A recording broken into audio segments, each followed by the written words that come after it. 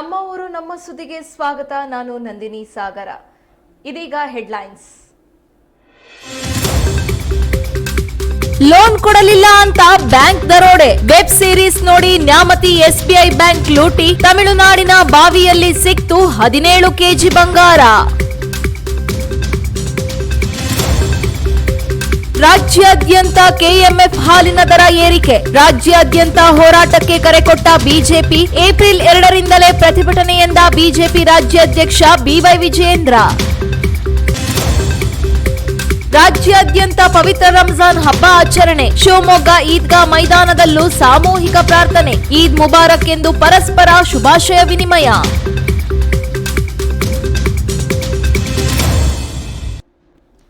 Nyamathi SBI ದರೋಡೆ ಆರೋಪಿಗಳ ಬಂಧನ.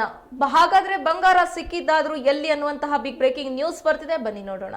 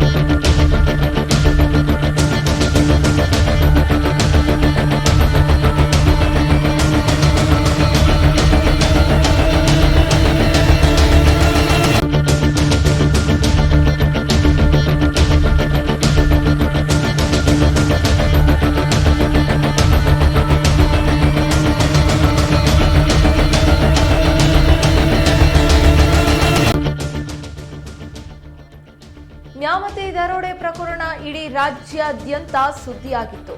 ಆದರೆ ಒಂದೇ ಒಂದು ಸುಳಿವನ್ನು ಕೂಡ ದರೋಡೆಕೋರರು ಬಿಟ್ಟುಕೊಟ್ಟಿರಲಿಲ್ಲ. ಆದರೆ ಈ ಪ್ರಕರಣವನ್ನ ದಾವಣಗೆರೆ ಪೊಲೀಸರು ಭೇದಿಸಿದ್ದಾರೆ. ನ್ಯಾಮತಿ ಎಸ್ಬಿಐ ಬ್ಯಾಂಕ್ ದರೋಡೆ ಪ್ರಕರಣದಲ್ಲಿ 6 ತಿಂಗಳ ಬಳಿಕ ಚಿನ್ನಾಭರಣ ಸಹಿತ ಆರೋಪಿಗಳ ಬಂಧನವಾಗಿದೆ. ಆರೋಪಿಗಳ ವಿಚಾರಣೆ ವೇಳೆ ಸ್ಫೋಟಕ ವಿಚಾರ ಬಯಲಾಗಿದ್ದು, ಚಿನ್ನ ಮುಚ್ಚಿಟ್ಟಿದ್ದು, ದರೋಡೆಗೆ ಕಾರಣ, ಸಂಚು ಎಲ್ಲವನ್ನ ಕೂಡ ಆರೋಪಿಗಳು ಬಾಯ್ಬಿಟ್ಟಿದ್ದಾರೆ. ಈ ಪ್ರಕರಣದಲ್ಲಿ ಬರೋಬ್ಬರಿ 6 ಆರೋಪಿಗಳ ಬಂಧನವಾಗಿದೆ.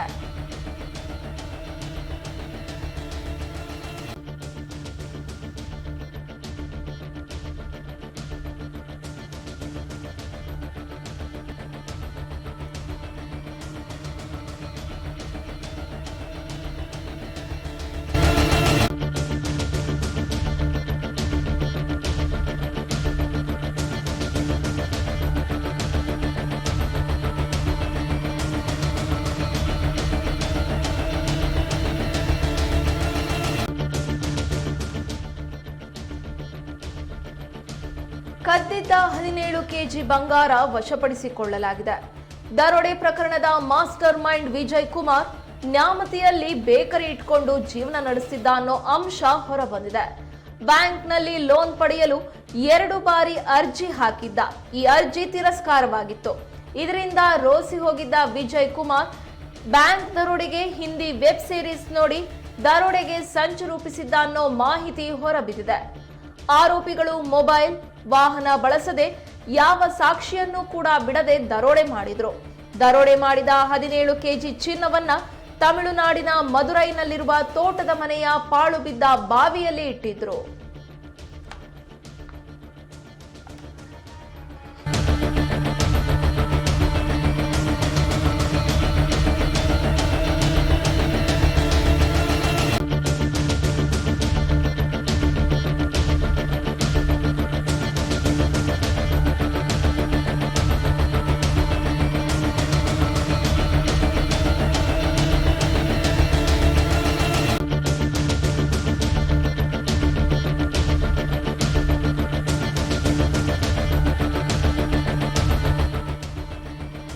ದರೋಡೆಗೆ ಮೊದಲು, ದರೋಡೆಯ ನಂತರ ದರೋಡೆಕೋರರು ಗಡಿ ಚೌಡಮ್ಮನ ಅಷ್ಟ ದಿಗ್ಬಂಧನ ಪೂಜೆ ಮಾಡಿದ್ರು. ಅಲ್ಲದೆ ದರೋಡೆಯ ಮಾಹಿತಿಯನ್ನ ಕುಟುಂಬಸ್ಥರ ಜೊತೆಯೂ ಕೂಡ ಹಂಚಿಕೊಂಡಿರಲಿಲ್ಲ. ಪೊಲೀಸರು ಆರೋಪಿಗಳನ್ನ ಟೆಕ್ನಿಕಲ್ ಎವಿಡೆನ್ಸ್ ಮೂಲಕ ಬಂಧಿಸಿದ್ರು. ಈ ಹಿಂದೆ ಹೊನ್ನಾಳಿ ತಾಲೂಕಿನ ಅರಕೆರೆ ಗ್ರಾಮದಲ್ಲಿ ಕರ್ನಾಟಕ ಬ್ಯಾಂಕ್ನಲ್ಲಿ 2 ಬಾರಿ ದರೋಡೆ ನಡೆದಿತ್ತು. ಈ ಪ್ರಕರಣದಲ್ಲಿ ಇದುವರೆಗೂ ದರೋಡೆಕೋರರ ಸುಳಿವು ಕೂಡ ಸಿಕ್ಕಿಲ್ಲ. ಅದೇನೇ ಇದ್ರೂ ಮಾಡಿದ್ದುಣ್ಣೋ ಮಹಾರಾಯ ಎಂಬುವಂತೆ ಆರೋಪಿಗಳು 6 ತಿಂಗಳ ಬಳಿಕ ಬಲೆಗೆ ಬಿದ್ದಿದ್ದಾರೆ.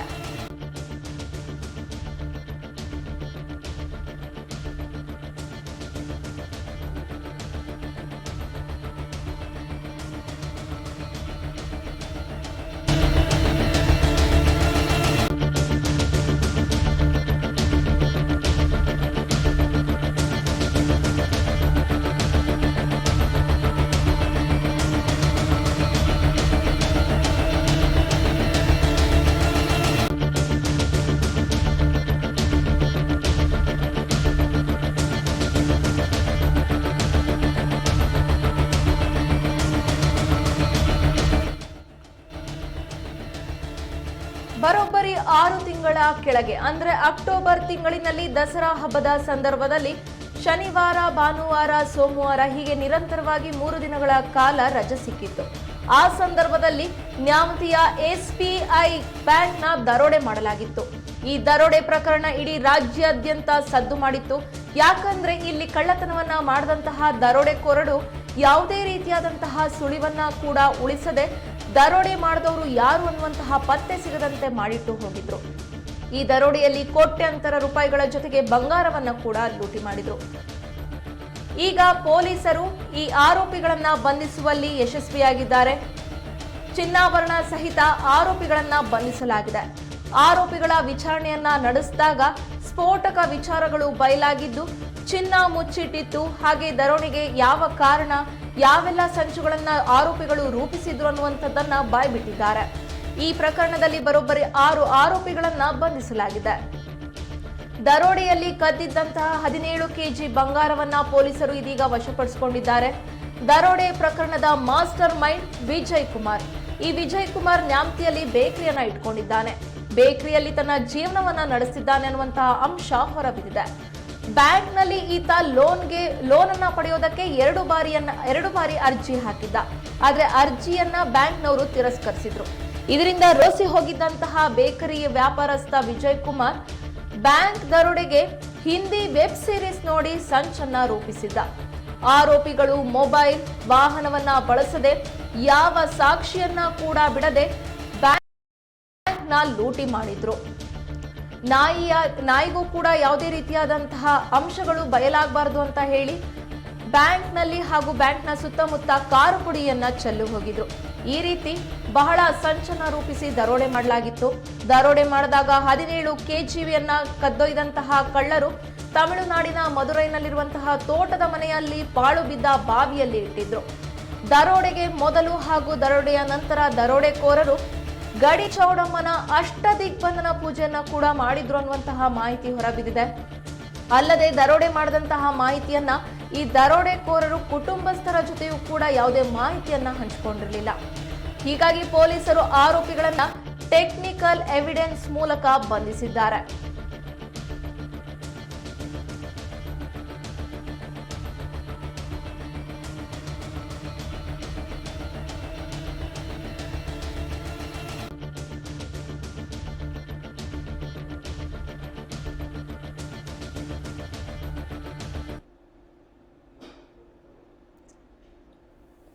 ಮತ್ತೊಂದು ಬಿಗ್ ಬ್ರೇಕಿಂಗ್ ನ್ಯೂಸ್ ಬರ್ತಿದೆ, ಬನ್ನಿ ನೋಡೋಣ.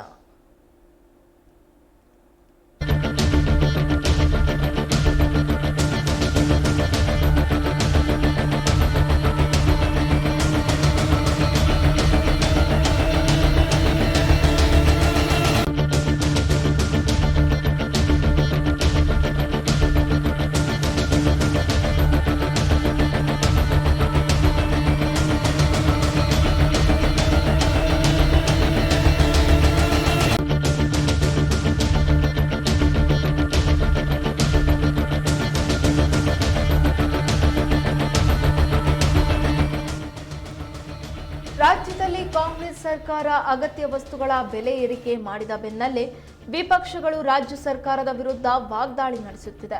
ಅದೇ ರೀತಿ ಬಿಜೆಪಿ ರಾಜ್ಯಾಧ್ಯಕ್ಷ ಬಿವೈ ವಿಜಯೇಂದ್ರ ಸುದ್ದಿಗೋಷ್ಠಿಯಲ್ಲಿ ಕಾಂಗ್ರೆಸ್ ಸರ್ಕಾರದ ವಿರುದ್ಧ ತಮ್ಮ ಆಕ್ರೋಶ ಹೊರಹಾಕಿದ್ದಾರೆ. ಗ್ರಾಮೀಣ ಭಾಗದ ಜನರ ಮೇಲೆ ಸರ್ಕಾರ ಬರೆ ಎಳೆದಿದೆ. ಮುದ್ರಾಂಕ ಶುಲ್ಕಗಳು 500ರಿಂದ 1,000 ರೂಪಾಯಿ ಮಾಡಿದ್ದಾರೆ. ಹೀಗೆ ಎಲ್ಲಾ ಅಗತ್ಯ ವಸ್ತುಗಳ ಬೆಲೆ ಏರಿಕೆ ಮಾಡಿ ಬ್ರಿಟಿಷರ ರೀತಿ ಶುಲ್ಕ ವಿಧಿಸುತ್ತಿದೆ ಎಂದು ಕಾಂಗ್ರೆಸ್ ವಿರುದ್ಧ ಆರೋಪ ಮಾಡಿದ್ದಾರೆ. ದುಬಾರಿ ಜೀವನವನ್ನ ನಡೆಸಲು ನಾವು ಸಿದ್ಧರಿಲ್ಲ. ಈ ಸರ್ಕಾರದ ವಿರುದ್ಧ ಏಪ್ರಿಲ್ 2ರಂದು ಬೆಂಗಳೂರಿನಲ್ಲಿ ಹೋರಾಟ ನಡೆಸುವುದಾಗಿ ಎಚ್ಚರಿಕೆ ನೀಡಿದ್ದಾರೆ. ಕಾಂಗ್ರೆಸ್ ಸರ್ಕಾರ ರಾಜ್ಯದಲ್ಲಿ ಅಧಿಕಾರಕ್ಕೆ ಬಂದಾಗಿನಿಂದ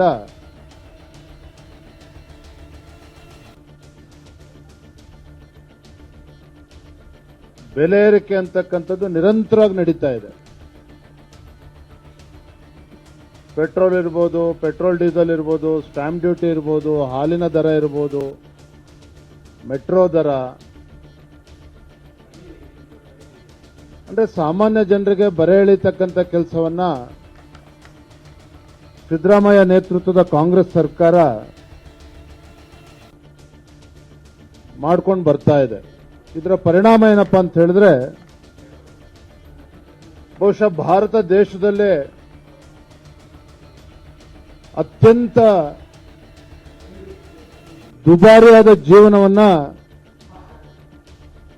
ಈ ನಾಡಿನ ಜನ ನಡೆಸುವಂತಹ ದುಸ್ಥಿತಿಗೆ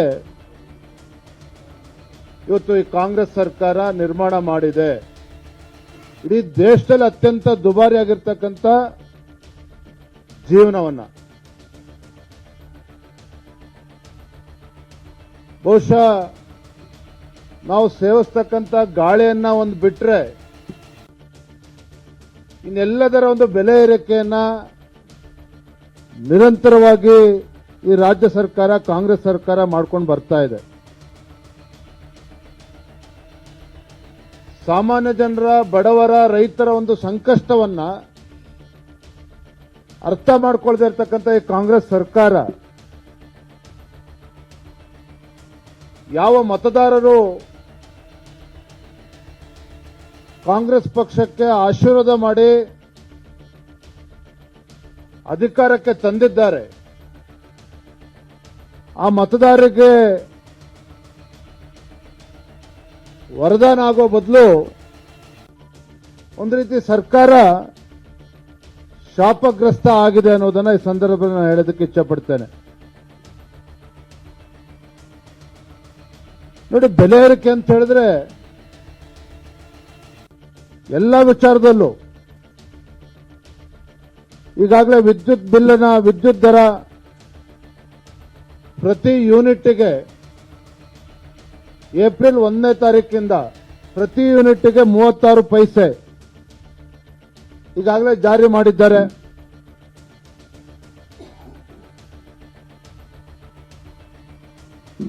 ಹಾಲಿನ ದರ 3 ಬಾರಿ ಏರಿಕೆಯನ್ನು ಮಾಡಿದ್ದಾರೆ. ಆಗಸ್ಟ್ 1, 2023ರಲ್ಲಿ 3 ರೂಪಾಯಿ ಜಾಸ್ತಿ ಮಾಡಿದರೆ, ಜೂನ್ 25, 20, 24ರಲ್ಲಿ 2 ರೂಪಾಯಿ ಜಾಸ್ತಿ ಮಾಡಿದ್ರು.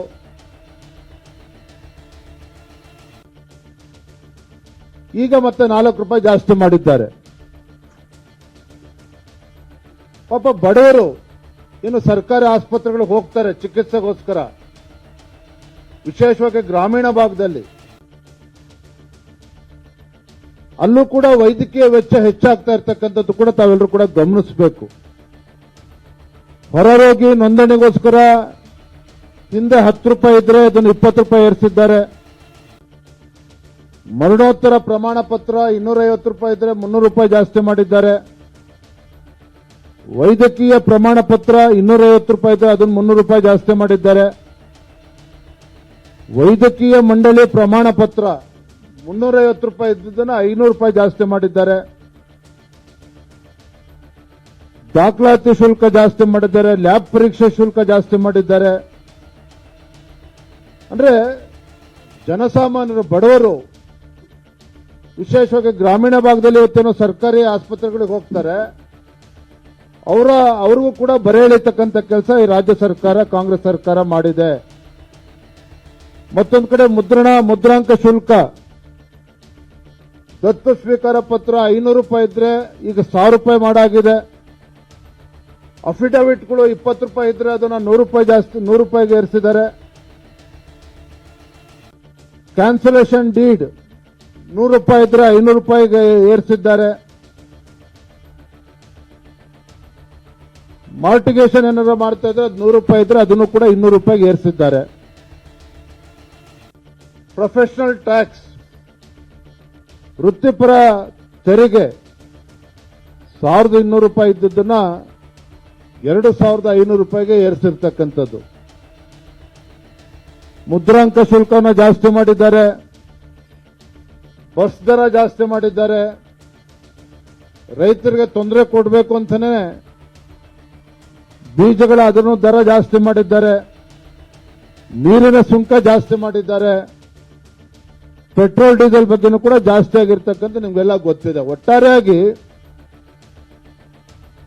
ಈ ರಾಜ್ಯ ಸರ್ಕಾರ ಆಗ್ಲೇ ಹೇಳಿದಾಗೆ ಜನಸಾಮಾನ್ಯರಿಗೆ ಅಥವಾ ಮತದಾರರಿಗೆ ಯಾವ ಮತದಾರರಿಗೆ ಆಶೀರ್ವಾದ ಮಾಡಿ ರಾಜ್ಯದಲ್ಲಿ ಆಡಳಿತ ನಡೆಸೋದಕ್ಕೆ ಅವಕಾಶ ಮಾಡಿಕೊಟ್ಟಿದ್ದಾರೆ ಆ ಮತದಾರರಿಗೆ ಒಂದು ರೀತಿ ಶಾಪ ಕೊಡ್ತಕ್ಕಂಥ ಕೆಲಸ ರಾಜ್ಯ ಸರ್ಕಾರ ಮಾಡ್ತಿದೆ ಬೆಲೆ ಏರಿಕೆ ಮೂಲಕ.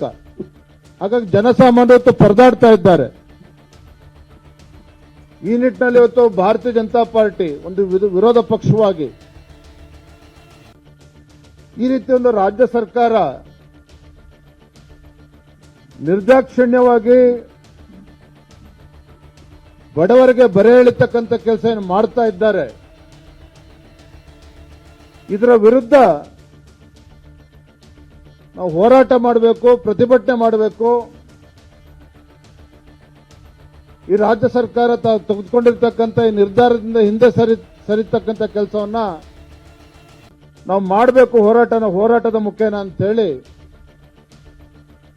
ನಾಡಿದ್ದು 2ನೇ ತಾರೀಕು ಏಪ್ರಿಲ್ 2ನೇ ತಾರೀಕು ಬೆಂಗಳೂರಿನ ಫ್ರೀಡಂ ಪಾರ್ಕ್ನಲ್ಲಿ ಬೆಳಗ್ಗೆ 11 ಗಂಟೆಗೆ ನಮ್ಮ ಅಹೋರಾತ್ರಿ ಧರಣಿ ಪ್ರಾರಂಭ ಆಗ್ತದೆ. ಈ ಒಂದು ಅಹೋರಾತ್ರಿ ಧರಣಿನಲ್ಲಿ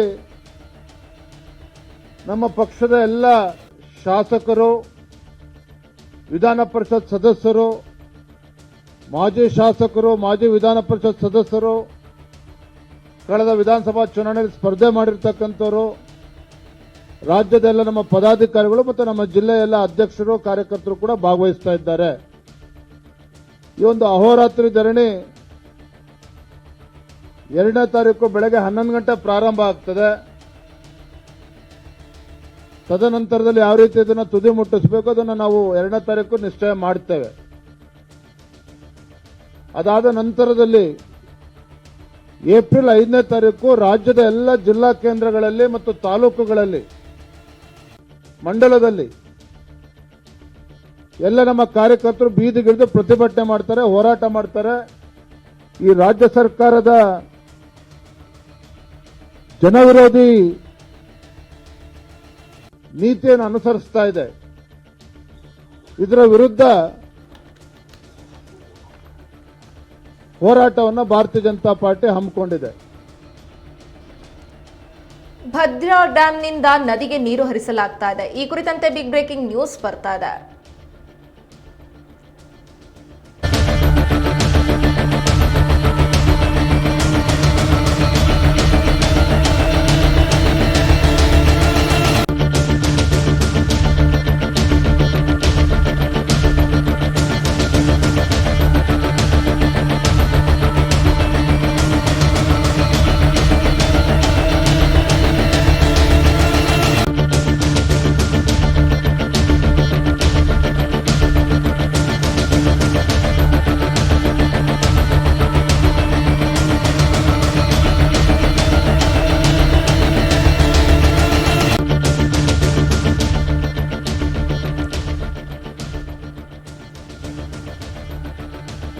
ಕರ್ನಾಟಕ ನೀರಾವರಿ ನಿಗಮ ನಿಯಮಿತದಿಂದ ಸೂಚನೆ ಹೊರಡಿಸಲಾಗಿದೆ.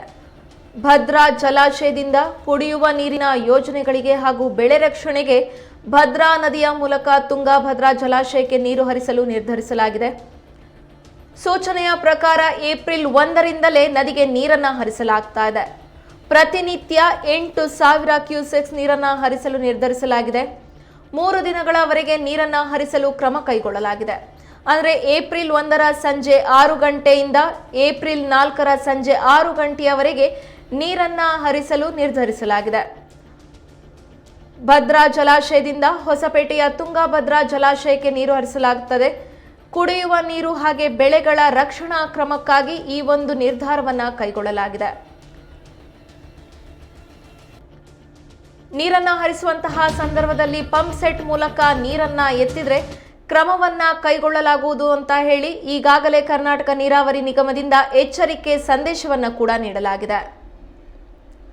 ಏಪ್ರಿಲ್ 1ರ ಸಂಜೆ 6 ಗಂಟೆಯಿಂದ ಏಪ್ರಿಲ್ 4ರ ಸಂಜೆ 6 ಗಂಟೆಯವರೆಗೆ ಭದ್ರಾ ಜಲಾಶಯದಿಂದ ಹೊಸಪೇಟೆಯ ತುಂಗಭದ್ರಾ ಜಲಾಶಯಕ್ಕೆ ನೀರನ್ನ ಹರಿಸಲು ಕರ್ನಾಟಕ ನೀರಾವರಿ ನಿಗಮ ನಿಯಮಿತದಿಂದ ಸೂಚನೆ ಹೊರಡಿಸಲಾಗಿದೆ.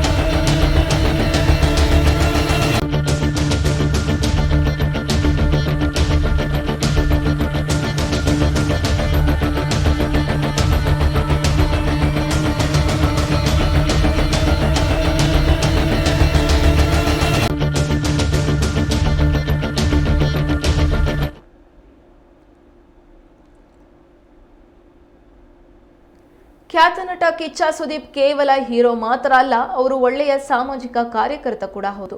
ಅವರು ಈಗ ಪುಟ್ಟ ಮಗುವಿನ ಚಿಕಿತ್ಸೆಗೆ ಸಹಾಯ ಮಾಡುವಂತೆ ಮನವಿ ಮಾಡಿದ್ದಾರೆ. ಅಪರೂಪದ ಕಾಯಿಲೆ ಇರುವ ಬಾಲಕಿಯ ಚಿಕಿತ್ಸೆಗೆ ಬರೋಬ್ಬರಿ 16 ಕೋಟಿ ರೂಪಾಯಿಯ ಅಗತ್ಯವಿದೆ. ಈ ಬಗ್ಗೆ ವಿಡಿಯೋ ಮಾಡಿರೋ ಅವರು ಕೈಲಾದಷ್ಟು ಸಹಾಯ ಮಾಡಿ ಎಂದು ಕೋರಿಕೊಂಡಿದ್ದಾರೆ. ಈ ವಿಡಿಯೋದಲ್ಲಿ ಸುದೀಪ್ ಕೂಡ ಸಹಾಯ ಮಾಡಿರೋದಾಗಿ ಹೇಳಿಕೊಂಡಿದ್ದಾರೆ.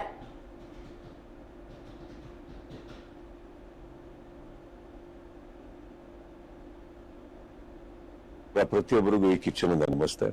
ವಿಡಿಯೋ ಮಾಡೋದಕ್ಕೆ ಒಂದು ಕಾರಣ ಇದೆ, ಬಹಳ ಮುಖ್ಯವಾದಂತ ಕಾರಣ. ನಮ್ಮ ಫಾರೆಸ್ಟ್ ಡಿಪಾರ್ಟ್ಮೆಂಟ್ ಅಲ್ಲಿ ವರ್ಕ್ ಮಾಡ್ತಾ ಇದ್ದಂತ ಒಬ್ಬ ಆಫೀಸರ್, ಅವರ ಹೆಸರು ಕಿಶೋರ್, ಅವರ ಧರ್ಮಪತ್ನಿ ನಾಗಶ್ರೀ ಅವರು, ಇವರಿಗೆ ಒಂದು ಪುಟ್ಟ ಮಗು, 1 ವರ್ಷ 10 ತಿಂಗಳು, ಹೆಸರು ಕೀರ್ತನ ಅಂತ. ಬಹಳ ಸುಂದರವಾದಂತ ಒಂದು ಮುಗ್ಧ ಮಗು. ಈ ಮಗುಗೆ ಒಂದು ರೇರ್ ಜೆನೆಟಿಕಲ್ ಡಿಸಾರ್ಡರ್ ಆಗಿದೆ. It's called SMA, spinal muscular atrophy. ಬಹಳ ರೇರ್ ಜೆನೆಟಿಕಲ್ ಡಿಸಾರ್ಡರ್ ಇದು. ಇದಕ್ಕೆ ಒಂದು ಔಷಧಿ ಇದೆ, ಇದಕ್ಕೆ ಒಂದು ಗುಣ ಆಗುವಂತ ಎಲ್ಲ ಸಾಧ್ಯತೆ ಇದೆ. ಆದ್ರೆ ಆ ಒಂದು ಮೆಡಿಕಲ್ ಟ್ರೀಟ್ಮೆಂಟ್ಗೆ ಬೇಕಾದಂತ ಒಂದು ಮೊತ್ತ, ಆ ಫಿಗರ್ ಕೇಳಿದ್ರೆ ಒಂದು ಆಕ್ಚುಲಿ ಮೈ ಜುಮ್ ಅನ್ಬೇಕು. ಈ ಟ್ರೀಟ್ಮೆಂಟ್ಗೆ ಬೇಕಾಗಿರೋದು 16 ಕೋಟಿ, 16 crores. ಬಟ್ ಅವರು ತಂದೆ ತಾಯಿ ಎಲ್ಲದನ್ನು ಬಿಟ್ಟು ಅವರ ಆಸ್ತಿಯನ್ನ ಕೂಡ ಮಾರಿ ಎಲ್ಲ ಮಾಡಿ ಈ ಮಗುನ ಉಳಿಸ್ಕೊಳ್ಳೋ ಪ್ರಯತ್ನದಲ್ಲಿದ್ದಾರೆ. ಸಾಕಷ್ಟು ಜನ ಇದಕ್ಕೆ ಕೈ ಜೋಡಿಸಿದ್ದಾರೆ, ಸಾಕಷ್ಟು ಜನ ಇದಕ್ಕೆ ಸಹಾಯ ಮಾಡೋದಕ್ಕೆ ಮುಂದೆ ಬಂದಿದ್ದಾರೆ. ನನ್ನ ಕೈಲಾಗಿದ್ದು ಕೂಡ ನಾನು ಏನು ಮಾಡಬಲ್ಲೆ ನಾನು ಮಾಡಿದ್ದೀನಿ. ನಾನು ಈ ವಿಡಿಯೋ ಮಾಡೋದಕ್ಕೆ ಮುಖ್ಯ ಕಾರಣ ಅಷ್ಟೇ, ಒಂದೇ ಒಂದು ರಿಕ್ವೆಸ್ಟ್. ಇಲ್ಲಿ QR ಕೋಡ್ ಇದೆ, ಈ QR ಕೋಡ್ಗೆ ನಿಮ್ಮ ಕೈಲಿ ಸಹಾಯ ಮಾಡೋಕ್ಕಾಗುತ್ತೋ ಖಂಡಿತ ಮಾಡಿ. ಆ ಮಗು ನಮ್ಮ ಕೀರ್ತನನ್ನ ಉಳಿಸ್ಕೊಳ್ಳೋ ಪ್ರಯತ್ನ ನಾವೆಲ್ಲರೂ ಸೇರಿ ಮಾಡೋಣ. ಈ ವಿಡಿಯೋ ನೋಡ್ತಾರ ಪ್ರತಿಯೊಬ್ಬರಿಗೂ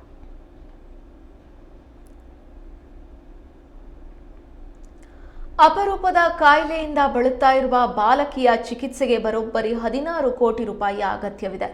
ಹಾಗಾಗಿ ಈ ಬಾಲಕಿಗೆ ನೆರವನ್ನ ನೀಡುವಂತೆ ಖ್ಯಾತ ನಟ ಕಿಚ್ಚ ಸುದೀಪ್ ವಿಡಿಯೋ ಮುಖಾಂತರ ಮನವಿ ಮಾಡಿಕೊಂಡಿದ್ದಾರೆ. ಕಿಚ್ಚ ಸುದೀಪ್ ಕೇವಲ ಹೀರೋ ಮಾತ್ರವಲ್ಲ, ಸಾಮಾಜಿಕ ಕಾರ್ಯಕರ್ತ ಕೂಡ ಹೌದು. ಸಾಮಾಜಿಕವಾಗಿ ಒಳ್ಳೊಳ್ಳೆ ಕೆಲಸಗಳನ್ನ ಮಾಡಿ ಗುರುತಿಸಿಕೊಂಡಿದ್ದಾರೆ. ಅವರು ಈಗ ಪುಟ್ಟ ಮಗುವಿನ ಚಿಕಿತ್ಸೆಗೆ ಸಹಾಯ ಮಾಡುವಂತೆ ವಿಡಿಯೋ ಮುಖಾಂತರ ಮನವಿ ಮಾಡಿದ್ದಾರೆ. ಅಪರೂಪದ ಕಾಯಿಲೆ ಇರುವ ಬಾಲಕಿಯ ಚಿಕಿತ್ಸೆಗೆ ಬರೋಬ್ಬರಿ 16 ಕೋಟಿ ರೂಪಾಯಿಯ ವೆಚ್ಚವಿದೆ. 16 ಕೋಟಿ ರೂಪಾಯಿಯ ಅಗತ್ಯವಿದೆ. ಈ ಬಗ್ಗೆ ವಿಡಿಯೋ ಮಾಡಿರೋ ಅವರು ಕೈಲಾದಷ್ಟು ಸಹಾಯ ಮಾಡಿ ಅಂತ ಹೇಳಿ ಕೋರಿಕೊಂಡಿದ್ದಾರೆ. ಈ ವಿಡಿಯೋದಲ್ಲಿ ಸುದೀಪ್ ಕೂಡ ಸಹಾಯ ಮಾಡಿರೋದಾಗಿ ಹೇಳಿಕೊಂಡಿದ್ದಾರೆ.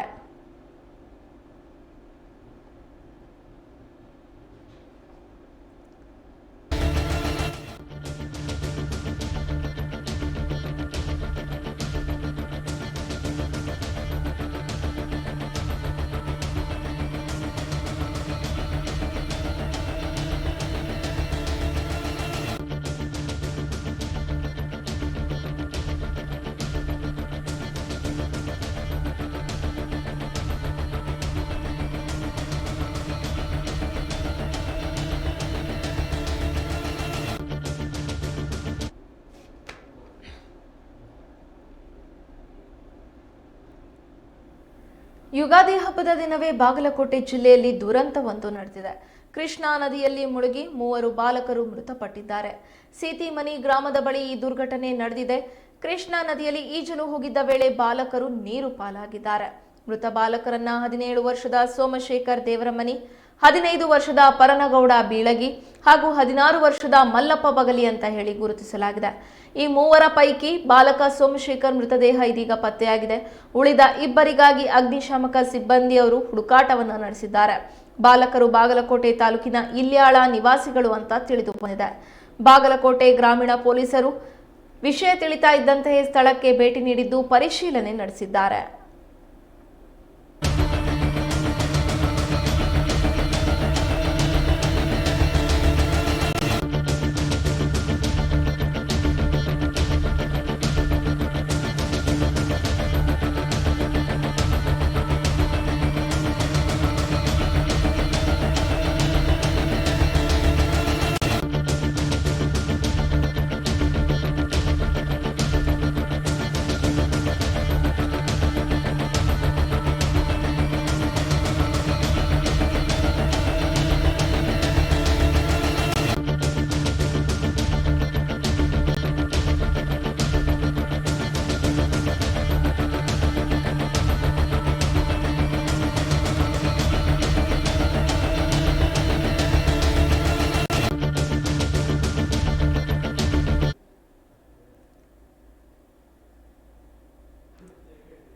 ಯಾವ ಹಾಲಿಗೆ ಎಷ್ಟು ದರ? ರಾಜ್ಯದಲ್ಲಿ ಮಳೆ ಮುನ್ಸೂಚನೆ, ಶಿವಮೊಗ್ಗದಲ್ಲಿ ರಂಜಾನ್ ಆಚರಣೆ. ಈ ಕುರಿತ ಸುದ್ದಿಗಳನ್ನು ನೋಡೋಣ ಚಿಕ್ಕ ವಿರಾಮದ ನಂತರ.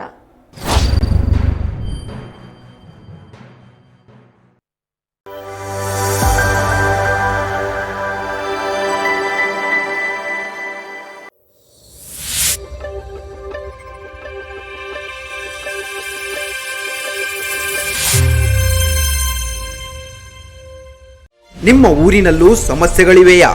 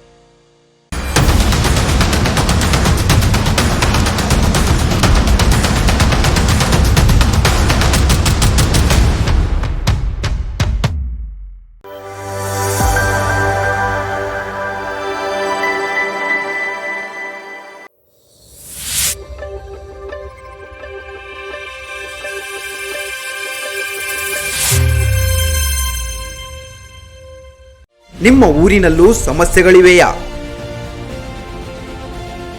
ಸಂಬಂಧಪಟ್ಟವರ ಗಮನಕ್ಕೆ ತಂದರೂ ಪ್ರಯೋಜನವಾಗಿಲ್ಲವೇ? ಹಾಗಾದ್ರೆ ನೀವು ಮಾಡಬೇಕಾಗಿರುವ ಕೆಲಸ ಇಷ್ಟೇ. ನಿಮ್ಮ ಊರಿನ ಸಮಸ್ಯೆಯ ಕುರಿತು ಒಂದು ವಿಡಿಯೋ ಮಾಡಿ ಸ್ವಲ್ಪ ಮಾಹಿತಿ ಕೊಡಿ. ಆ ವಿಡಿಯೋವನ್ನ ಈ ನಂಬರ್ಗೆ ಕಳುಹಿಸಿಕೊಡಿ. 9900218866. ಆ ಸಮಸ್ಯೆಯನ್ನ ನಾವು ಪ್ರಸಾರ ಮಾಡುತ್ತೇವೆ. ವಾಟ್ಸಪ್ ವರದಿಗಾರ.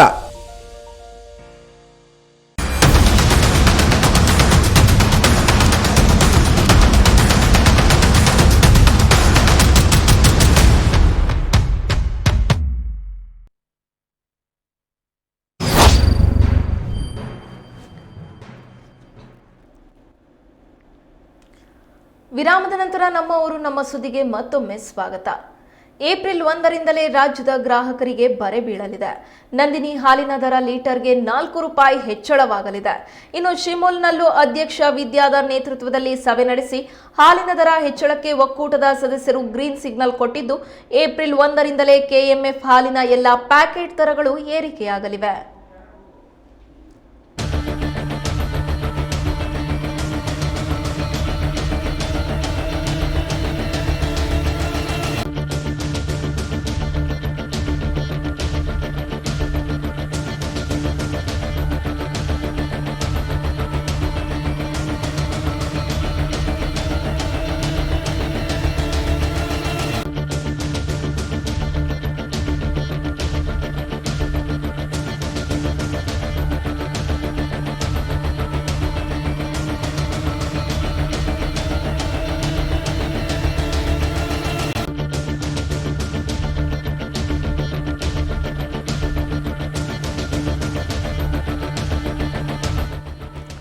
ಟೋಂಡ್ ಹಾಲು 1 ಲೀಟರ್ಗೆ 42 ರೂಪಾಯಿ ಇದ್ದು, ಪರಿಷ್ಕೃತ ದರ 46 ರೂಪಾಯಿ ಆಗಲಿದೆ. ಅರ್ಧ ಲೀಟರ್ ಹಾಲಿಗೆ 24 ರೂಪಾಯಿ ದರ ನಿಗದಿ ಮಾಡಲಾಗಿದೆ. ಇನ್ನು ಶುಭಂ ಸ್ಟ್ಯಾಂಡರ್ಡ್ ಹಾಲು 1 ಲೀಟರ್ಗೆ 48 ರೂಪಾಯಿಯಿಂದ 52 ರೂಪಾಯಿ ಆಗಲಿದೆ. ಅರ್ಧ ಲೀಟರ್ಗೆ 27 ರೂಪಾಯಿ ನಿಗದಿ ಮಾಡಲಾಗಿದೆ. ಇನ್ನು ಹೋಮೋಜಿನೈಸ್ಡ್ ಶುಭಂ ಹಾಲು 1 ಲೀಟರ್ಗೆ 53 ರೂಪಾಯಿ ನಿಗದಿ ಮಾಡಲಾಗಿದೆ. ಅರ್ಧ ಲೀಟರ್ಗೆ 27 ರೂಪಾಯಿ ನಿಗದಿ ಮಾಡಲಾಗಿದೆ. 200 ಮಿಲಿಲೀಟರ್ಗೆ 13 ರೂಪಾಯಿ ನಿಗದಿ ಮಾಡಲಾಗಿದೆ. ಅರ್ಧ ಲೀಟರ್ ಮೊಸರಿಗೆ ಮೊದಲು 26 ರೂಪಾಯಿ ಇತ್ತು, ಇದೀಗ ಆ ದರವನ್ನು 28 ರೂಪಾಯಿಗೆ ಏರಿಸಲಾಗಿದೆ. ಮಜ್ಜಿಗೆ, ಸ್ವೀಟ್ಸ್, ಲಸ್ಸಿ ದರವೂ ಕೂಡ ಈ ಮೂಲಕ ಏರಿಕೆ ಮಾಡಲಾಗಿದೆ.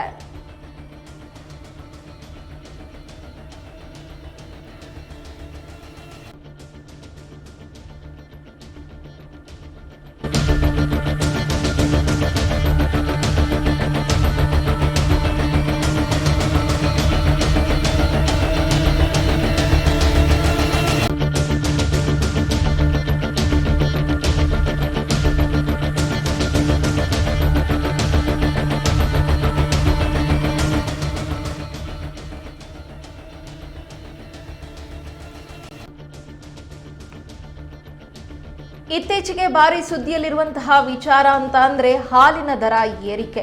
ಈಗಾಗಲೇ ಮಧ್ಯಮ ವರ್ಗದವರು ಹಾಲಿನ ಬೇರೆ ಬೇರೆ ದರಗಳಿಂದ ತತ್ತರಿಸಿ ಹೋಗಿದ್ದಾರೆ. ಪ್ರತಿನಿತ್ಯವೂ ಕೂಡ ಒಂದಲ್ಲ ಒಂದು ಅಗತ್ಯ ವಸ್ತುಗಳ ದರ ಏರಿಕೆ ಆಗ್ತಾಲೇ ಇದೆ. ಮತ್ತೆ ಈಗ ಹಾಲಿನ ದರವನ್ನ ಹೆಚ್ಚಳ ಮಾಡಿ ಏಪ್ರಿಲ್ 1ರಿಂದಲೇ ಅಂದರೆ ನಾಳೆಯಿಂದಲೇ ಹಾಲಿನ ದರ 4 ರೂಪಾಯಿ ಹೆಚ್ಚಿಸಲಾಗಿದೆ. ಕೇವಲ ಹಾಲು ಮಾತ್ರವಲ್ಲ, ಹಾಲಿನ ಉತ್ಪನ್ನಗಳಾದಂತಹ ಮೊಸರು, ಬೆಣ್ಣೆ, ಲಸ್ಸಿ ಪ್ರತಿಯೊಂದರ ಬೆಲೆಯೂ ಕೂಡ ಏರಿಸಲಾಗಿದೆ. ಶಿಮೂಲ್ನ ಅಧ್ಯಕ್ಷರಾದಂತಹ ವಿದ್ಯಾಧರ್ ನೇತೃತ್ವದಲ್ಲಿ ಸಭೆ ನಡೆಸಿ ಹಾಲಿನ ದರ ಹೆಚ್ಚಳಕ್ಕೆ ಒಕ್ಕೂಟದ ಸದಸ್ಯರು ಗ್ರೀನ್ ಸಿಗ್ನಲ್ ಕೊಟ್ಟಿದ್ದು, ನಾಳೆಯಿಂದಲೇ ಅಂದರೆ ಏಪ್ರಿಲ್ 1ರಿಂದಲೇ ಕೆಎಂಎಫ್ ಹಾಲಿನ ಎಲ್ಲ ಪ್ಯಾಕೆಟ್ ದರಗಳು ಕೂಡ ಏರಿಕೆಯಾಗಲಿದೆ. ಟೋಂಡ್ ಹಾಲ್ ಇನ್ನು ಮುಂದೆ 1 ಲೀಟರ್ಗೆ 46 ರೂಪಾಯಿ ಆಗಲಿದೆ. ಹಾಗೆ ಅರ್ಧ ಲೀಟರ್ಗೆ 24 ರೂಪಾಯಿ ನಿಗದಿ ಮಾಡಲಾಗಿದೆ. ಇನ್ನು ಶುಭಂ ಸ್ಟ್ಯಾಂಡರ್ಡ್ ಹಾಲು 1 ಲೀಟರ್ಗೆ 52 ರೂಪಾಯಿಯನ್ನ ನಿಗದಿ ಮಾಡಲಾಗಿದೆ. ಅರ್ಧ ಲೀಟರ್ಗೆ 27 ರೂಪಾಯಿಯನ್ನ ನಿಗದಿಪಡಿಸಲಾಗಿದೆ. ಹೋಮೋಜಿನೈಸ್ಡ್ ಶುಭಂ ಹಾಲನ್ನ 53 ರೂಪಾಯಿ ನಿಗದಿ ಮಾಡಿ ಅರ್ಧ ಲೀಟರ್ಗೆ 27 ರೂಪಾಯಿಯನ್ನ ನಿಗದಿಪಡಿಸಲಾಗಿದೆ. ಇನ್ನು 200 ಮಿಲಿಲೀಟರ್ 13 ರೂಪಾಯಿಗೆ ನಿಗದಿ ಮಾಡಲಾಗಿದೆ. ಅರ್ಧ ಲೀಟರ್ ಮೊಸರು ಮೊದಲಿಗೆ ನಮಗೆ 26 ರೂಪಾಯಿಗೆ ಲಭ್ಯವಿತ್ತು, ಈಗ 28 ರೂಪಾಯಿಗೆ ಏರಿಕೆ ಮಾಡಲಾಗಿದೆ. ಕೇವಲ ಹಾಲು ಮಾತ್ರವಲ್ಲ, ಹಾಲಿನ ಉತ್ಪನ್ನವಾಗಿರುವಂತಹ ಮಜ್ಜಿಗೆ, ಮೊಸರು, ಸ್ವೀಟ್ಸ್, ಲಸ್ಸಿ ಪ್ರತಿಯೊಂದರ ಬೆಲೆಯೂ ಕೂಡ ಏರಿಕೆ ಮಾಡಲಾಗಿದೆ.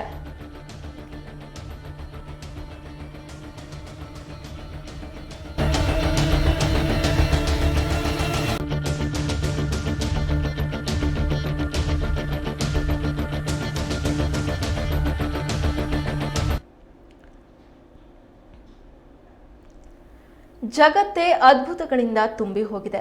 ಯಾವುದಕ್ಕೂ ಬೆರಗಾಗಬೇಡಿ ಅಂತ ವಿಜ್ಞಾನಿಗಳೇ ಹೇಳಿದ್ದಾರೆ. ಅದಕ್ಕೆ ಪೂರಕವಾಗುವ ಘಟನೆಯೊಂದು ಶಿವಮೊಗ್ಗದ ವೆಟರ್ನರಿ ಕಾಲೇಜಿನಲ್ಲಿ ನಡೆದಿದೆ. ಕೊಳಕಮಂಡಲ ಮತ್ತು ನಾಗರಹಾವಿನ ಕಾಳಗ ನೋಡಿದ ಅಲ್ಲಿನ ವಿದ್ಯಾರ್ಥಿಗಳು ಸ್ನೇಕ್ ಕಿರಣ್ಗೆ ಸುದ್ದಿ ಮುಟ್ಟಿಸಿದ್ದಾರೆ. ಸ್ಥಳಕ್ಕೆ ಬಂದು ನೋಡಿದಾಗ ಆ ಭಯಂಕರ ಕಾಳಗ ಮುಂದುವರೆದಿತ್ತು. ಕೊಳಕಮಂಡಲ ಹಾವನ್ನ ನುಂಗಲು ನಾಗರ ಹಾವು ಯತ್ನ ನಡೆಸಿತ್ತು.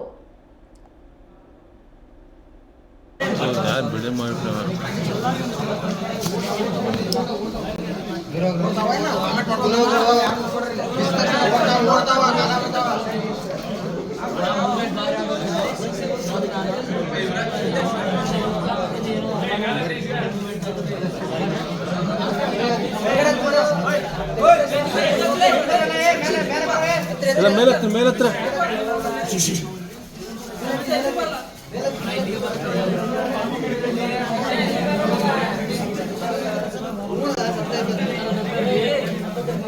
ಬಾಯಿಲ್ಲ ಒಬ್ಬ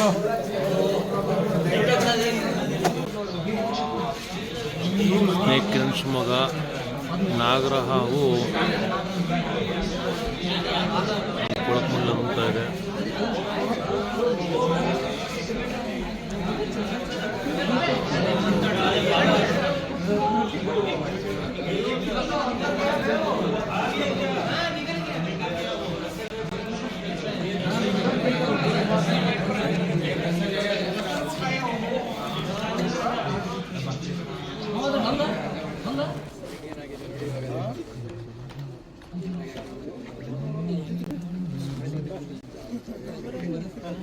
ನೋಡಿ ಹೌದಾ?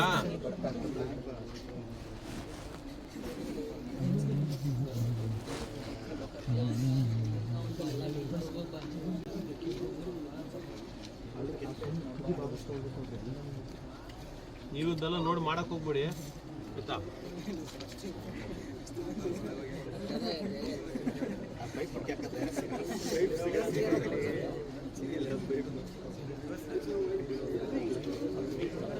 ಅದೇ ಆಕ್ಟಿವ್ ತುಂಬಾ ಸ್ಟ್ರಾಂಗ್ ಇರುತ್ತೆ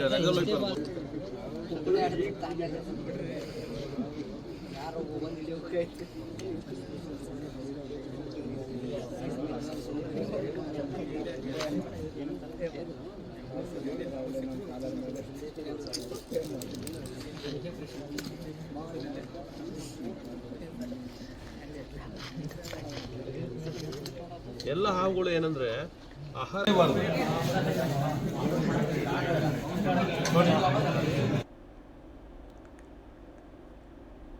ಆಹಾರಕ್ಕಾಗಿ ಕೆರೆ ಹಾವು ಹಾಗೂ ನಾಗರ ಹಾವಿನ ನಡುವೆ ಈ ಕಾಳಗ ನಡೆದಿರಬಹುದು. ರಾತ್ರಿ ಹೊತ್ತಲ್ಲಿ ಈ ದೃಶ್ಯ ಸೆರೆಯಾಗಿದೆ. ಎರಡೂ ಕೂಡ ವಿಷಪೂರಿತ ಹಾವುಗಳಾಗಿದ್ದು ಸದ್ಯ ಸ್ನೇಕ್ ಕಿರಣ್ ರಕ್ಷಣೆ ಮಾಡಿ ಸುರಕ್ಷಿತವಾಗಿ ಕಾಡಿಗೆ ಬಿಟ್ಟಿದ್ದಾರೆ. ಬೇಸಿಗೆ ಸಮಯವಾಗಿರೋದ್ರಿಂದ ಸಾಮಾನ್ಯವಾಗಿ ರಾತ್ರಿ ಹೊತ್ತು ಆಹಾರ ಹರಸಿ ಹಾವುಗಳು ಹೊರಬರ್ತವೆ. ಇಂತಹ ಟೈಮ್ನಲ್ಲಿ ಎಚ್ಚರಿಕೆಯಿಂದ ಇರಬೇಕು. ಹಾವುಗಳು ಇರುವ ಕಡೆ ಹುಷಾರಾಗಿ ಓಡಾಡಿ ಅಂತ ಸ್ನೇಕ್ ಕಿರಣ್ ಕರೆ ಕೊಟ್ಟಿದ್ದಾರೆ.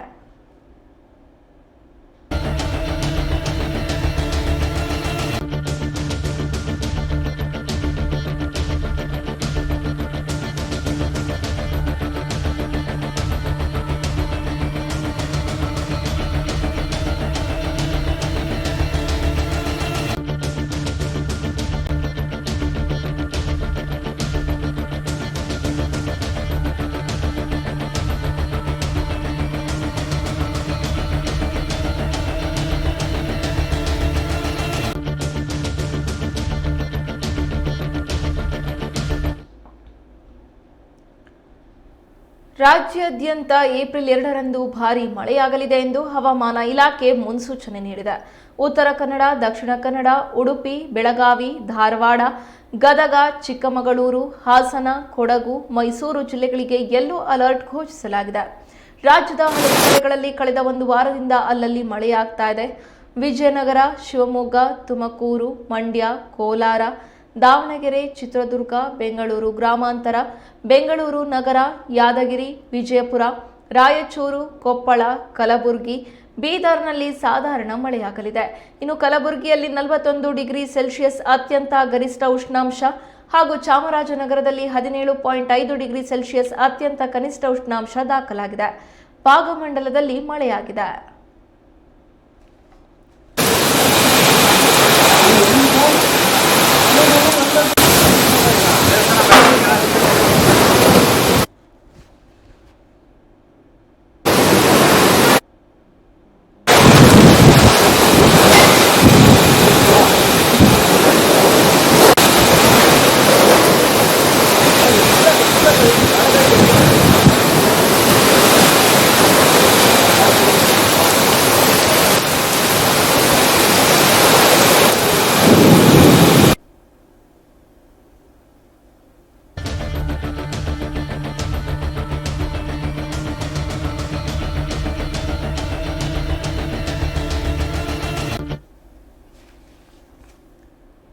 ಮಕ್ಕಳ ಪರೀಕ್ಷೆಗಳು ಮುಗಿದು ಬೇಸಿಗೆ ರಜೆ ಪ್ರಾರಂಭವಾಗಿದೆ.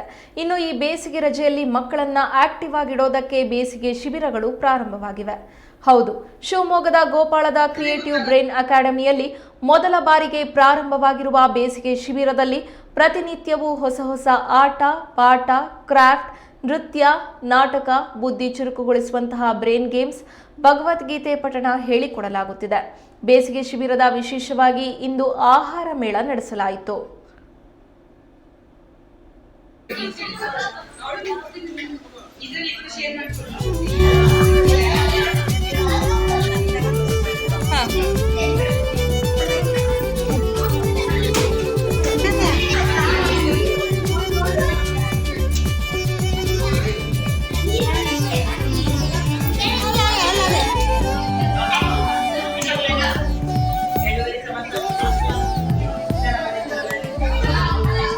ಏನೇನ್ ಮಾಡಿದೀರಾ? ಕಾರ್ನ್. ಓಕೆ.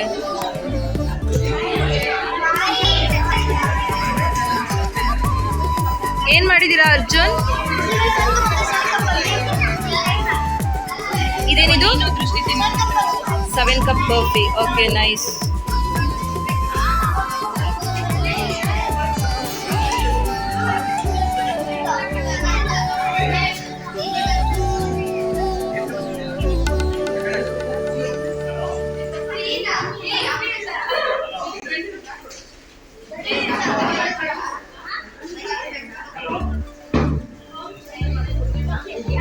ಏನ್ ಮಾಡಿದೀರಾ? ಏನ್ ಸ್ಪೆಷಲು? ಪಕೋಡ. ಇದೇನಿದು? Bajji. Okay.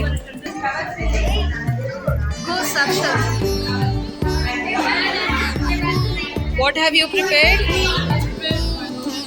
Basandakki and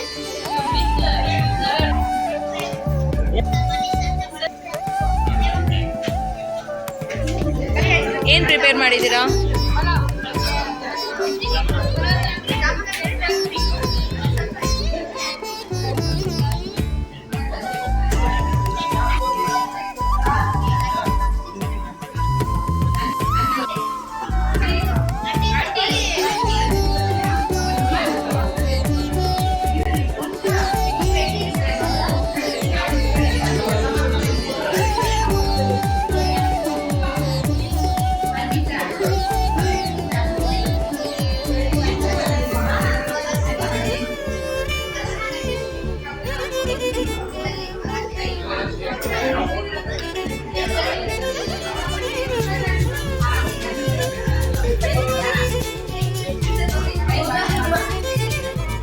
CBA veg fry. ಮಕ್ಕಳಲ್ಲಿ ವ್ಯಾಪಾರ ವ್ಯವಹಾರದ ಶಿಕ್ಷಣ ನೀಡುವ ನಿಟ್ಟಿನಲ್ಲಿ ಆಯೋಜಿಸಲಾಗಿದ್ದ ಈ ಆಹಾರ ಮೇಳದಲ್ಲಿ ಪೋಷಕರು ಮನೆಯಲ್ಲಿ ತಯಾರಿಸಿಕೊಟ್ಟ ರೊಟ್ಟಿ ಪಲ್ಯ, ಗೋಲಿ ಬಜೆ, juice, pakoda, pulao, fried rice, masala ಮಂಡಕ್ಕಿ, ಜಾಮೂನ್, ರವೆ ಉಂಡೆ, ಬನ್ಸ್, ರುಚಿಯಾದ ಶುಚಿಯಾದ ಖಾದ್ಯಗಳನ್ನು ತಂದು ಅತಿ ಕಡಿಮೆ ದರದಲ್ಲಿ ಅಚ್ಚುಕಟ್ಟಾಗಿ ವ್ಯಾಪಾರ ಮಾಡಿದ್ದಾರೆ ಶಿಬಿರಾರ್ಥಿಗಳು. ಪೋಷಕರು ಬಂದು ಮಕ್ಕಳ ಆಹಾರ ಮೇಳದಲ್ಲಿ ಪಾಲ್ಗೊಂಡು ಖಾದ್ಯಗಳನ್ನು ಖರೀದಿಸಿ ಮಕ್ಕಳಿಗೆ ಸಹಾಯ ಮಾಡಿದ್ದಾರೆ.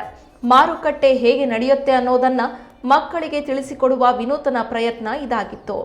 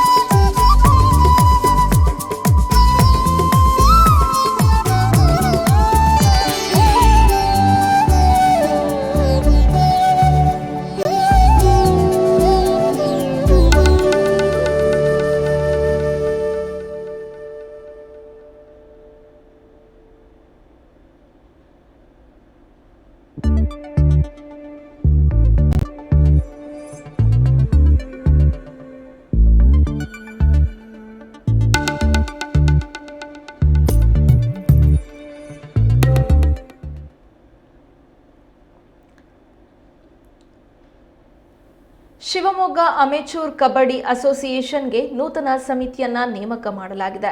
ಜಿಲ್ಲಾ ಕಬಡ್ಡಿ ಅಸೋಸಿಯೇಷನ್ಗೆ ಬಿಸಿ ಚಂದ್ರಶೇಖರ್ ಅಧ್ಯಕ್ಷರಾಗಿ ಆಯ್ಕೆಯಾಗಿದ್ದು, ಅನಿಲ್ ಕುಮಾರ್ ಪ್ರಧಾನ ಕಾರ್ಯದರ್ಶಿಯಾಗಿ ಆಯ್ಕೆಯಾಗಿದ್ದಾರೆ. ರಾಜ್ಯ ಕಬಡ್ಡಿ ಅಸೋಸಿಯೇಷನ್ ಸಮಿತಿ ಸದಸ್ಯ ಶ್ರೀಕಾಂತ್ ಈ ಸಮಿತಿಯನ್ನ ಘೋಷಣೆ ಮಾಡಿದ್ದು, ಶಿವಮೊಗ್ಗದಲ್ಲೂ ಮುಂದಿನ ದಿನಗಳಲ್ಲಿ ಪ್ರೊ ಕಬಡ್ಡಿ ನಡೆಸುವುದಾಗಿ ಭರವಸೆ ನೀಡಿದ್ದಾರೆ. ಈ ಕುರಿತು ಇಂದು ಶಿವಮೊಗ್ಗದಲ್ಲಿ ನಡೆದ ಪತ್ರಿಕಾಗೋಷ್ಠಿಯಲ್ಲಿ ಮಾಹಿತಿ ನೀಡಿದರು. ಬಂದು ಆಗಲೇ ಸ್ಪೋರ್ಟ್ಸ್ ಕೋಡ್ ಬಂದು ತುಂಬ ದಿವಸ ಆಗಿದೆ. ಆದರೂ ನಾವು ಹಂಗೆ ಎಲ್ಲದೂ ಕೂಡ ಸಮಯ ನಮಗೂ ಆಗ್ತಾ ಇರಲಿಲ್ಲ, ಇದೆಲ್ಲ ಚೇಂಜ್ ಮಾಡಬೇಕಾಗಿತ್ತು. ಮೊನ್ನೆ ನಾವು ಅಸೋಸಿಯೇಷನ್ನ ನಮ್ಮ ಅಧ್ಯಕ್ಷರು ಸುರೇಶ್ ಅವರು, ನಮ್ಮ ಜಾಯಿಂಟ್ ಸೆಕ್ರೆಟರಿ ಅವರು ಕೂಡ ಬಂದಿದ್ದರು. ಅದೇ ರೀತಿ ನಮ್ಮ ಚೇತನ್ ಕುಮಾರ್ ಅವರು ಎಲ್ಲರೂ ಕೂಡ ಕೂತ್ಕೊಂಡು, ನಾನು ಗೋಪಾಲಕೃಷ್ಣ, ನಮ್ಮ ಎಲ್ಲ ಮುಖಂಡರು ಕೂಡ ಕೂತು ಈ ಒಂದು ಅಸೋಸಿಯೇಷನಲ್ಲಿ ಹೊಸ ಅಧ್ಯಕ್ಷರು ಕಾರ್ಯಾಧ್ಯಕ್ಷರನ್ನ ನಾವು ನೇಮಕ ಮಾಡಿದ್ವಿ. ನಮ್ಮ ಗೋಪಾಲಕೃಷ್ಣ, ನಾನು, ನಮ್ಮ ಸುರೇಶ್ ಕುಮಾರ್ ಎಲ್ಲರೂ ಅಸೋಸಿಯೇಷನ್ನ ಏನು ಹಿಂದೆ ಇದ್ವಿ ನಾವು, ಈಗಿರ್ತಕ್ಕಂಥ ಅಧ್ಯಕ್ಷರು ಎಲ್ಲರೂ ಸೇರಿ, ನಮ್ಮ BC ರಮೇಶ್ ಅವರು ಎಲ್ಲರೂ ಕೂಡ ಸೇರಿ ಈ ಒಂದು ಹೊಸ ಕಮಿಟಿನ ನಾವು ರಚನೆ ಮಾಡಿದ್ದೀವಿ. ಹೊಸ ಕಮಿಟಿಲಿ ಅಧ್ಯಕ್ಷರಾದಂಥವರು, ಈಗ ಅಧ್ಯಕ್ಷರಾಗಿರೋರ್ತಕ್ಕಂಥವ್ರು BC ಚಂದ್ರಶೇಖರ್ ಅಂತ ಹೇಳಿ. ಈ ಅಸೋಸಿಯೇಷನ್ ಇಂದಾನೆ ಅವರು ಟೂರ್ನಮೆಂಟ್ ಮಾಡಬೇಕಾಗುತ್ತೆ. ಅವ್ರಿಗೆ ಏನೇ ವ್ಯವಸ್ಥೆ ಇದ್ರು ಕೂಡ, ಪ್ಲೇಯರ್ಸ್ಗಳು ಬರೋದು ಯಾವುದೇ ಇದ್ರು ಕೂಡ ನಮ್ಮ ಅಸೋಸಿಯೇಷನ್ ಇಂದ ನಾವು ಕಳಿಸ್ತಕ್ಕಂಥ ಕೆಲಸ ಮಾಡ್ತಾರೆ ನಮ್ಮ ಅಧ್ಯಕ್ಷರು, ಕಾರ್ಯದರ್ಶಿಗಳು. ಅದೇ ರೀತಿ ಇರ್ತಕ್ಕಂಥ ಕಮಿಟಿಯ ಎಲ್ಲ ಸದಸ್ಯರು ಕೂಡ ಮಾಡ್ತಾರೆ. ಯಾಕೆಂದ್ರೆ ಇವತ್ತು ಪತ್ರಿಕಾಗೋಷ್ಠಿ ಮಾಡಿ ಹೇಳ್ಬೇಕಾಗಿತ್ತು ಅಂದ್ರೆ, ಇದು ಹಿಂದೆನೂ ಕೂಡ ನಾವು ಬಹಳಷ್ಟು ವರ್ಷ ಇದ್ವಿ, ನಾವು ಯಾವತ್ತೂ ಕೂಡ ಪತ್ರಿಕಾಗೋಷ್ಠಿ ಮಾಡಿರಲಿಲ್ಲ ಕಬಡ್ಡಿ ಅಸೋಸಿಯೇಷನಲ್ಲಿ. ಈ ಒಂದು ಅಸೋಸಿಯೇಷನಲ್ಲಿ ಈಗಾಗಲೇ ಮಕ್ಕಳಿಗೆ ಒಳ್ಳೊಳ್ಳೆ ತರಬೇತಿ ಕೊಡ್ತಕ್ಕಂಥ ಕೆಲಸ, ಮ್ಯಾಟು ಎಲ್ಲದೂ ಕೂಡ ನಮ್ಮ ಅಸೋಸಿಯೇಷನ್ ಕೊಡ್ತಕ್ಕಂಥದ್ದು. ಆ ಮಕ್ಕಳಿಗೆ ಯಾರೇ ಇರಲಿ, ಎಲ್ಲ ಜಿಲ್ಲೆಯಲ್ಲೂ ಕೂಡ ಇರ್ತಕ್ಕಂಥವ್ರು ಆಯ್ಕೆ ಆಗಬೇಕು, ಅವರಿಗೆ ಒಳ್ಳೆ ತರಬೇತಿ ಕೊಡಬೇಕು ಅಂತೇಳಿ ನಮ್ಮ ಅಸೋಸಿಯೇಷನ್ನ ನ್ಯಾಷನಲ್ ಕಮಿಟಿಯಿಂದನೂ ಕೂಡ ಆಗಿರ್ತಕ್ಕಂಥದ್ದು. ಮೊದಲು ಎಲ್ಲ ಒಂದು ಕಡೆ ಮಾಡ್ತಾ ಇದ್ರು, ಆದರೆ ಇವಾಗಲೇ ನೀವು ಕೂಡ ನೋಡಿದ್ದೀರಾ, ನಮ್ಮ ಶಿವಮೊಗ್ಗದಲ್ಲಿ 3 ಜನ ಹುಡುಗರು ನ್ಯಾಷನಲ್ ಆಡಿದ್ದಾರೆ, 4 ಜನ. ಒಬ್ಬ ಶಶಾಂಕ್ ಅಂತೇಳಿ ಒಬ್ಬ ಪ್ರೋ ಕಬಡ್ಡಿಗೆ ಆಯ್ಕೆ ಆಗಿದ್ದ, ಗಗನ್ ಗೌಡ ಅಂತೇಳಿ. ಅದೇ ರೀತಿ ಶಶಾಂಕು, ಸೋಮೇಶ್ವರು, ಪ್ರಜ್ವಲ್, ಈ 4 ಜನ ನಮ್ಮ ಜಿಲ್ಲೆಯಿಂದ ಹೋಗಿರ್ತಕ್ಕಂಥದ್ದು. ಭಾಳ ಹಿಂದೆ ಎಲ್ಲ ಯಾವತ್ತೂ ಕೂಡ ಜಿಲ್ಲೆಯಿಂದ ಹೋದಂಥವ್ರು ಇಲ್ಲ.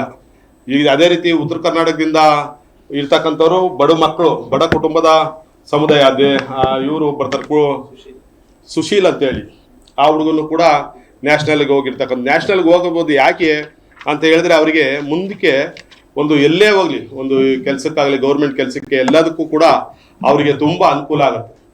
ಈ ಒಂದು ಅಸೋಸಿಯೇಷನಲ್ಲಿ ಇದೊಂದು ಒತ್ತು ಕೊಡ್ತಕ್ಕಂಥದ್ದು. ಈ ಒಂದು ನ್ಯಾಷನಲ್ಗೆ ಏನು ಸರ್ಟಿಫಿಕೇಟ್ ಇರುತ್ತೋ ಆ ಸರ್ಟಿಫಿಕೇಟಿಂದ ಅವರಿಗೆ ಜೀವನದಲ್ಲಿ ಒಳ್ಳೇದಾಗುತ್ತೆ. ಭಾಳಷ್ಟು ಜನ ನಮಗೆ ಗೊತ್ತಿದ್ದಂಗೆ, ನಮ್ಮ ಸುರೇಶ್ ಇರ್ಬೋದು, ನಮ್ಮ ರಮೇಶ್ ಇರ್ಬೋದು, ಎಲ್ಲರೂ ಕೂಡ ಬ್ಯಾಂಕ್ ಎಂಪ್ಲಾಯ್, ಅವರೆಲ್ಲ ನ್ಯಾಷನಲ್ ಅವಾರ್ಡ್ ಇರ್ತಕ್ಕಂಥದ್ದು. ಅದೇ ರೀತಿ ಎಲ್ಲರೂ ಕೂಡ ಭಾಳಷ್ಟು ಜನ ನಮ್ಮ ಸಂಸ್ಥೆಯಲ್ಲಿ ಇರ್ತಕ್ಕಂಥವ್ರು. ಹಾಗಾಗಿ ಈ ಕಬಡ್ಡಿಗೆ ಹೆಚ್ಚು ಒತ್ತು ಕೊಡ್ತಕ್ಕಂಥ ಕೆಲಸ ಈ ಒಂದು ಕಮಿಟಿ ಈ ಬಂದಿರ್ತಕ್ಕಂಥವ್ರು ಎಲ್ಲರೂ ಕೂಡ ಮಾಡ್ತಾರೆ. ಇಲ್ಲಿ ಇರ್ತಕ್ಕಂಥ ಜಿಲ್ಲೆಯಲ್ಲಿ ಯಾರಿಗೆ ಆಸಕ್ತಿ ಇದೆ ಅವರಿಗೆ ಆಡಿಸ್ತಕ್ಕಂಥ ಕೆಲಸ ಅವ್ರು ಮಾಡ್ತಾರೆ. ನಮ್ಮ ಏನು ರಾಜ್ಯ ಮಟ್ಟದಲ್ಲಿ ಎಲ್ಲಿ ಸಂಭ್ರಮ ಸಡಗರದಿಂದ ಪವಿತ್ರ ರಂಜಾನ್ ಹಬ್ಬವನ್ನ ಈ ದಿನ ಆಚರಣೆ ಮಾಡಲಾಯಿತು. ದೇಶದ ಪ್ರಮುಖ ನಗರಗಳಲ್ಲಿ ಈದ್ ಉಲ್ ಫಿತರ್ ಅನ್ನ ಚಂದ್ರನನ್ನ ನೋಡಿದ ನಂತರ ಆಚರಿಸಲಾಗುತ್ತಿದೆ. ರಂಜಾನ್ ಹಿನ್ನೆಲೆಯಲ್ಲಿ ಈದ್ಗಾ ಮೈದಾನದಲ್ಲಿ ಸಾಮೂಹಿಕ ಪ್ರಾರ್ಥನೆ ಸಲ್ಲಿಸಲಾಯಿತು. ನಗರದೆಲ್ಲೆಡೆ ಖಾಕಿ ಬಿಗಿ ಬಂದೋಬಸ್ತ್ ವಹಿಸಿದ್ದು ಹದ್ದಿನ ಕಣ್ಣಿರಿಸಿದೆ. ರಂಜಾನ್ ತಿಂಗಳ ಉಪವಾಸ ಚಂದ್ರನ ದರ್ಶನದೊಂದಿಗೆ ಪ್ರಾರಂಭವಾಗಿದೆ. 30 ದಿನಗಳ ಉಪವಾಸದ ನಂತರ ಶವ್ವಾಲ್ ಪ್ರಾರಂಭವಾಗಿದೆ. ಇದು ರಂಜಾನ್ ಅಂತ್ಯದ ನಂತರ ಬರುವ ಇಸ್ಲಾಮಿಕ್ ಕ್ಯಾಲೆಂಡರ್ನ 10ನೇ ತಿಂಗಳು. ಈ ತಿಂಗಳಿನಲ್ಲಿ ರಂಜಾನ್ ಆಚರಿಸುವುದು ಮುಸಲ್ಮಾನರ ಪದ್ಧತಿ.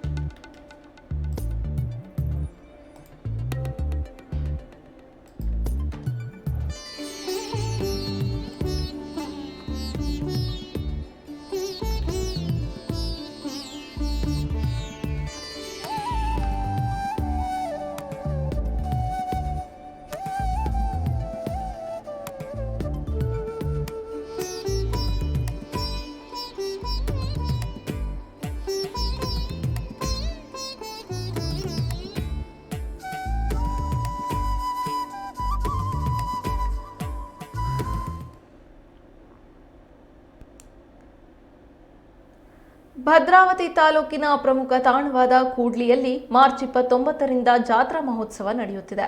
ತುಂಗಾ ಮತ್ತು ಭದ್ರಾ ನದಿಗಳು ಈ ಸ್ಥಳದಲ್ಲಿ ಕೂಡುವ ಕಾರಣ ಇಲ್ಲಿಗೆ ಕೂಡ್ಲಿ ಎಂದು ಹೆಸರು ಬಂದಿದೆ. ಈ ಸ್ಥಳದಲ್ಲಿರುವ ಶಿವನಿಗೆ ಪೂಜೆ ಸಲ್ಲಿಸಿದ ಸಾವಿರಾರು ಭಕ್ತರು ಕೂಡ್ಲಿ ನದಿಯಲ್ಲಿ ಮಿಂದೆದ್ರು. ಜಾತ್ರೆಗೆ ಸಾವಿರಾರು ಭಕ್ತರು ಆಗಮಿಸಿದ್ದು, ಮಹಿಳೆಯರು, ಪುಟ್ಟ ಮಕ್ಕಳು ಸೇರಿ ಅನೇಕರು ನದಿ ನೀರಿನಲ್ಲಿ ಮಿಂದೆದಿದ್ದಾರೆ. ನಂತರ ಜಾತ್ರೆಗೆ ಬಂದಂತಹ ಭಕ್ತರು ತಮ್ಮ ಅನುಭವವನ್ನ ಕನ್ನಡ ಮೀಡಿಯಂ ಸುದ್ದಿವಾಹಿನಿಯೊಂದಿಗೆ ಹಂಚಿಕೊಂಡಿದ್ದಾರೆ.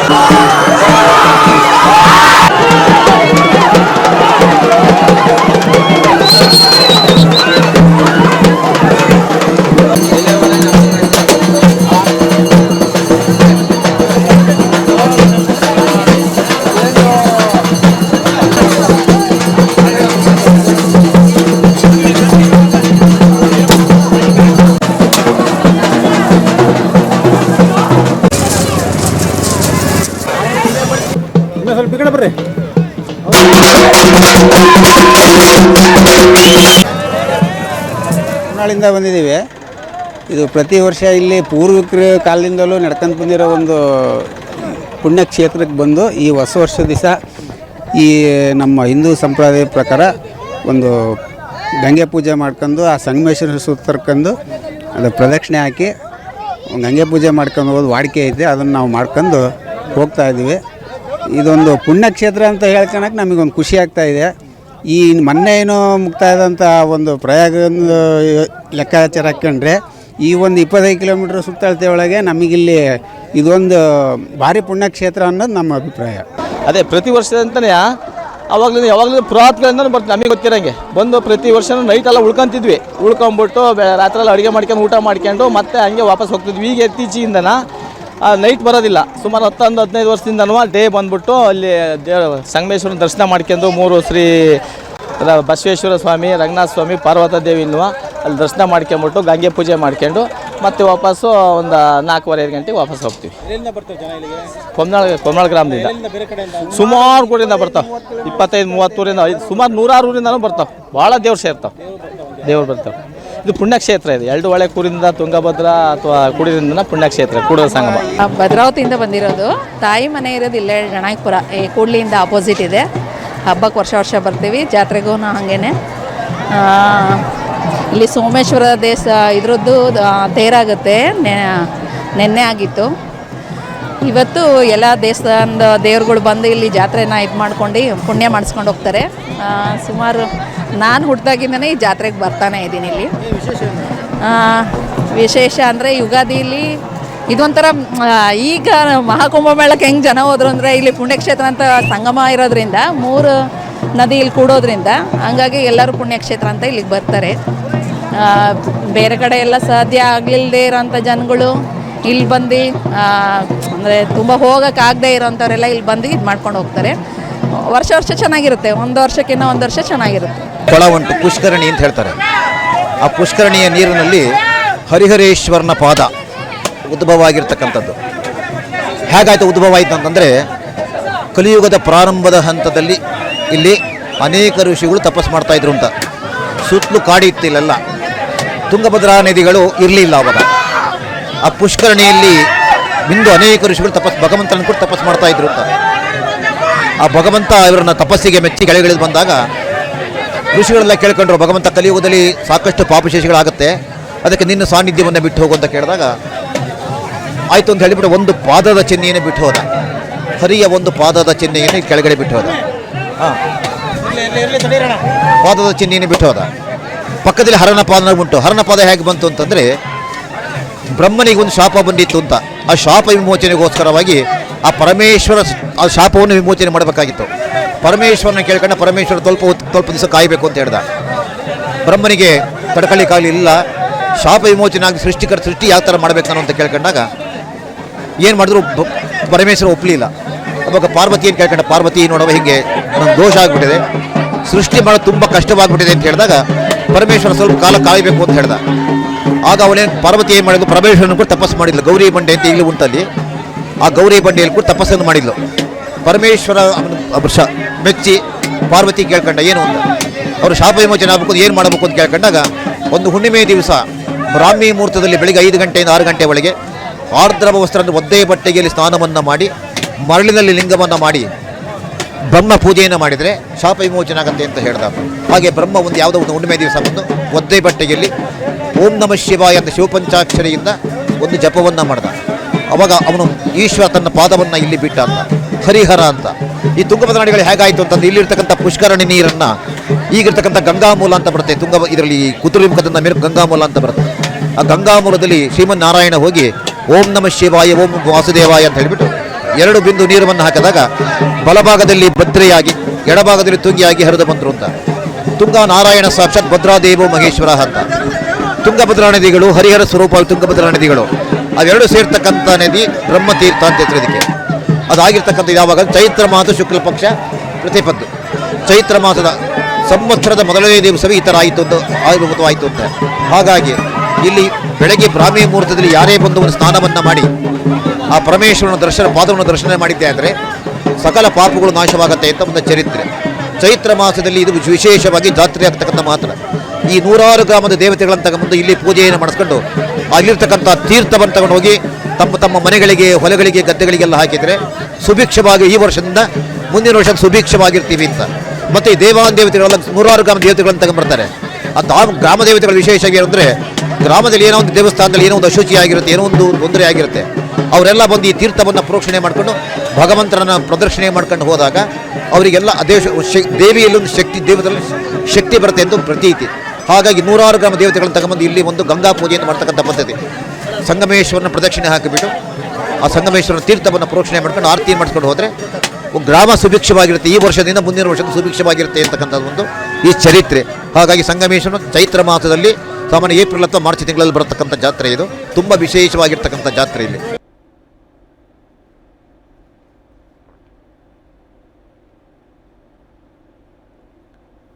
ಕೊನೆಯಲ್ಲಿ ಮತ್ತೊಮ್ಮೆ ಹೆಡ್ಲೈನ್ಸ್. ಲೋನ್ ಕೊಡಲಿಲ್ಲ ಅಂತ ಬ್ಯಾಂಕ್ ದರೋಡೆ. ವೆಬ್ ಸೀರೀಸ್ ನೋಡಿ ನ್ಯಾಮತಿ ಎಸ್ಬಿಐ ಬ್ಯಾಂಕ್ ಲೂಟಿ. ತಮಿಳುನಾಡಿನ ಬಾವಿಯಲ್ಲಿ ಸಿಕ್ತು 17 ಕೆಜಿ ಬಂಗಾರ. ರಾಜ್ಯಾದ್ಯಂತ ಕೆಎಂಎಫ್ ಹಾಲಿನ ದರ ಏರಿಕೆ. ರಾಜ್ಯಾದ್ಯಂತ ಹೋರಾಟಕ್ಕೆ ಕರೆ ಕೊಟ್ಟ ಬಿಜೆಪಿ. ಏಪ್ರಿಲ್ 2ರಿಂದಲೇ ಪ್ರತಿಭಟನೆ ಎಂದ ಬಿಜೆಪಿ ರಾಜ್ಯಾಧ್ಯಕ್ಷ ಬಿವೈ ವಿಜಯೇಂದ್ರ. ರಾಜ್ಯಾದ್ಯಂತ ಪವಿತ್ರ ರಂಜಾನ್ ಹಬ್ಬ ಆಚರಣೆ. ಶಿವಮೊಗ್ಗ ಈದ್ಗಾ ಮೈದಾನದಲ್ಲೂ ಸಾಮೂಹಿಕ ಪ್ರಾರ್ಥನೆ. ಈದ್ ಮುಬಾರಕ್ ಎಂದು ಪರಸ್ಪರ ಶುಭಾಶಯ ವಿನಿಮಯ.